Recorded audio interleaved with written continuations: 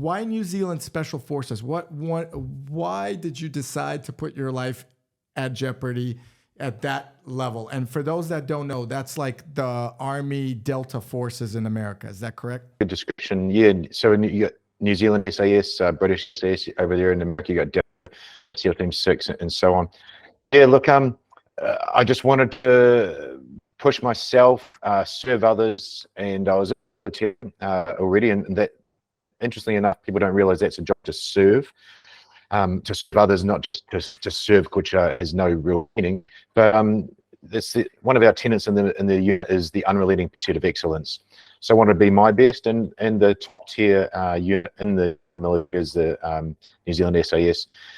2005, they started a counter-terrorist team, which is like your who did the hostage rescue? Something like the hostage rescues you saw in Iraq and Afghanistan with 6 and Delta. And I passed the selection for that, and I spent that time doing hostage rescue and counter-terrorism work. And it was just surrounded by like-minded people, Simon.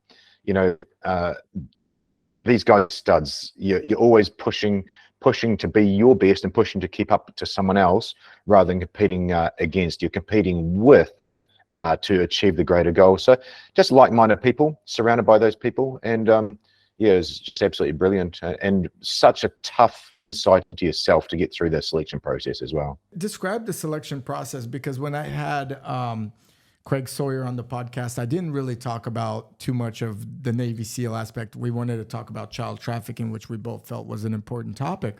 But the selection process is, I would imagine, extremely grueling. What was that like? A lot of discovery there. Also training in the leading up to it.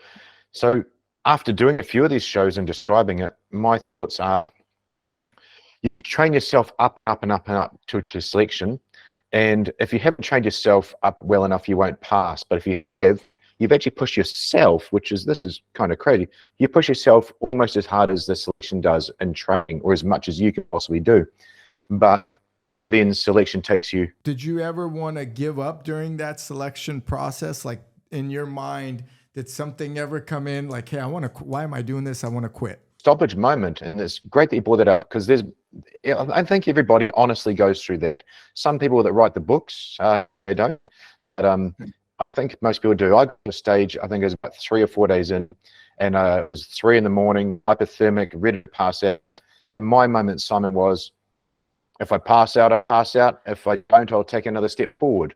And we were all standing in front of instructors. And basically what I said was, I was ready to die at that stage. Like, if he dies, he dies. It sounds kind of crazy, but I believe that you got to put yourself on the line and then see if you can go further. And in fact, I could go further, many more days further, and pass. And the time that little man on the shoulder would say, are you going to quit, or are you going to keep going? And that was my keep going. I didn't want to quit. I just went, I'll pass out, because body's going to quit itself. Does that make sense? It makes sense. I mean, I would say not many people have been put to that test to see what that really means, right? I mean, it's probably 0.0000001% of the population that's been, if not even less. But I think what I got from it is one step further leads to a new kind of beginning, and the next step and the next step, and it continues. Yeah, that's awesome. And what I love what you said is, it's not, you guys are like a team. A lot of people in those shows or competitions to become a Navy SEAL or to become an SAS, they think it's like you're competing amongst people, but you're actually joining probably a team, an elite team. And then you guys probably are watch each other's backs and keep in touch. Is it kind of a thing that you've carried through your whole life, where you guys, part of that group, are friends still, or talk to each other every so often? But we're pretty blunt, and also like checking with someone, hey, are you good? And they go, yeah, and you go, yep, we're good, thumbs up.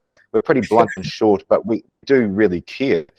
I just had a Green Beret buddy messaged me, his wife and him were in a car accident last night, and they're in hospital. She's waking up, so straight away I'm on the messaging to some of my SF buddies over to see him, because they might not have heard. we're pretty tight. The difference in what I did with the counter-terrorist team was we were joining a team. The SAS operators that do the main roles, they're in a team, but they're in smaller troops and so on. We were actually a part of an amazing terror team with, I can't say how many people were in it, but the sum of the parts is greater than the whole. Literally, when you got us together, the team was not arrogant because not on me. The team just did things that I could not believe was humanly possible. We'd be set a task, go and hit a building, hit a plane, and something out, and just the way that the whole organism worked was just amazing. You talked about having each other's backs. We had saying fill the gaps, and you'd be looking to fill the gap before the gap was even there. Synergistic working more. It's almost it's movie-like what you're describing. I mean, it's preparation and execution at its highest form, and it sounds amazing. I'd love to hear more about it as we go along. Now, you've obviously kind of retired from that life, and then you've not only you have your own podcast called Straight Talk Mind and the Muscle Podcast. Is that correct? Yeah, Straight Talk Mind and Muscle Podcast. Great to talk to people. What inspired you to, you mentioned you're not writing a book, but what inspired you to do a podcast or two, actually? I know how hard they are to maintain, and you're doing two, which is impressive. Yes. So there may be some communication breakdown there. I've got one podcast, the Straight Talk Mind and Muscle Podcast. I started 7 years ago, Simon, and I just interviewed on Facebook Live. You remember when that was a thing? A buddy of mine in America, he was a Green Beret, a former Green Beret, and it was just really popular. And I found talking to people was interesting, and I just kept on going. The other day we had the New Zealand All Blacks rugby coach on, and another SEAL Tactics guy, and you have world record holders. And what inspires me is sharing their story. So the interviewing side of it, asking the right question, get the story out for the listeners. And then the side effect that I didn't know, Simon, was there's connection. So I'll see someone on the internet. Who did I interview the other day? So there's a guy called Matt Thomas. He's with the Pinell County Sheriff's Office. And one of my buddies is all over the YouTube, Fridays with Frank. So he's seeing these guys on YouTube, and then suddenly you're in front of the camera, talking with them, and they become friends. So the connection there is brilliant, and it's part of what we need as humans going forward. Connection, identity. I love that. And there's definitely an interesting connection in law enforcement up until all levels, and such a camaraderie and respect. That's great. You also started the How Not to Die guy on Instagram. I think that's so catchy, by the way. I truly love it. And I think it's important. You mentioned LA County. I mean, California. You mentioned, how dangerous life is. It's getting even worse. I mean, we're near Oakland, California. You probably see this on the news. One of the worst areas. I was actually watching a Dave Chappelle special. I couldn't fall asleep, and I was watching it at night, and he made fun of Baltimore, Maryland. And he said Baltimore, Maryland was so bad that Tupac, the famous rapper, and his mom moved to Oakland, California, which is just as bad, right? It's like a gangland kind of scenario. Business is closing. The How Not to Die guy.